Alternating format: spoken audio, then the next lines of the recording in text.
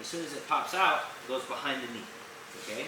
And now I have sort of a double underhooks on the same side scenario. And all I'm going to do is pull myself underneath Chase's hips with this underhook and this underhook. Okay? Now a lot of people will start to post here and push away, and that's completely fine if that makes you guys more comfortable. But I find that my ability to keep Chase up my hips like this is more important than pushing him away, right? Like if he tries to square up with me from right here, he can't square up with me anyway, right? So generally, it's only if you start getting stuck. So again, this hand's already going to be making this motion. It's not like I have to switch directions or anything halfway through, so don't try to compartmentalize it too much. It all flows together in one easy motion, okay? Again, we go into this sumigaishu, I lift, and I go right into the entry here, okay? Now, let's say that before you can get your hand behind here, Chase switches his hips in the opposite direction, okay? This doesn't stop you guys, okay? If he manages to switch his hips in the opposite direction, you guys can keep driving here, okay? And you can choose to either drive him over and then sit back, which you see a lot of people doing nowadays. People will figure this one out. Or, let's roll my hook.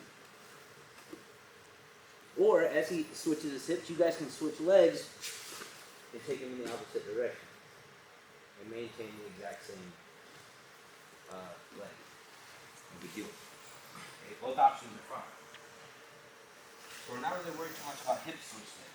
Okay? And this is what I mean when I tell you guys that the hip switching, changing of the angle of the hip, is so important whenever you guys are working these leg inside, single leg inside elevation. Okay?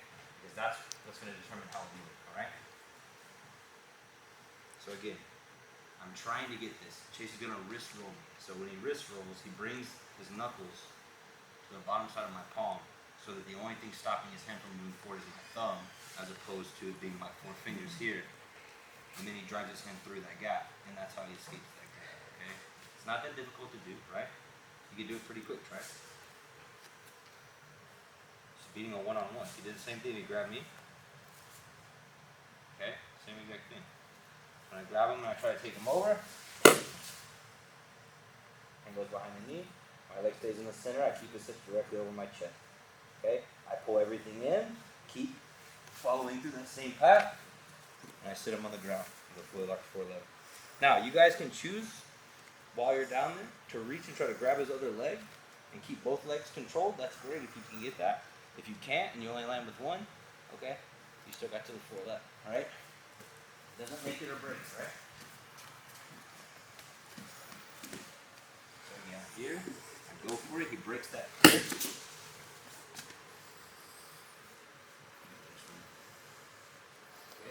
Easy enough, guys. You can do it with your overhook, you can do it with an underhook, collar tie, it's all the same. Same issue, right? Yes, you can. I could even just be here like this. Go for the same thing.